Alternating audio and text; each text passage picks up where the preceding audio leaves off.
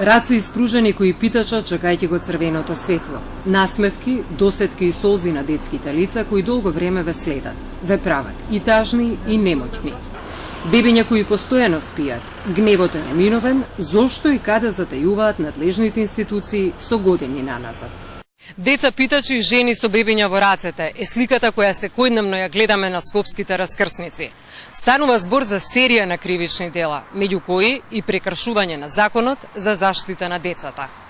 Министерството за труд и социјална политика и Министерството за внатрешни се клучни за решавање на ваквата алармантна состојба со сиромаштијата и злоупотребата на детскиот труд, сметаат стручњаците. Во земјава се отворени дневни центри за деца на улица, чија што задача е да ги згрижат дневно, но состојбата е таква што децата повторно ги гледаме на улица, што укажува на нефункционалност на надлежните институции, вели Васка Бајрамовска, заменик на народниот правобранител. Ние во пракса, следејќи ги состојбите, барајќи одговор на надлежните центри за евиденцијата кој што ја водат, утврдивме еден поразителен, би рекла, податок кој што треба да алармира и да укаже на потреба од поинакво решение. А тоа е дека 4-месечно бебе е најмалото бебе на возраст кој што е изложено надвор на питачење, додека најголемата возраст е 17, односно со ненавршени 18 години. Тоа укажува дека безмалку секоја категорија на деца возрастна, согласно Конвенцијата за права на детето, е офатена со питачењето.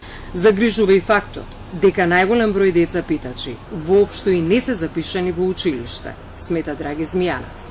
И државата и нејзините институции имаат обврска да ги заштитат децата од злоупотреба на нивниот труд. Она што го гледаме секојдневно, катадневно на улиците со пружени рачиња на плюс 40 степени, навистина е погубно за држава која гарантира сигурност и социјална благосостојба на децата во Република Македонија.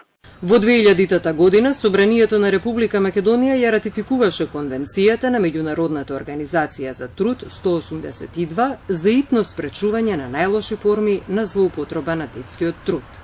За жал, и по 18 години, доволно е само да поминете неколку раскрсници во градот и да сватите дека надлежните институции затаени, сметаат нашите соговорници.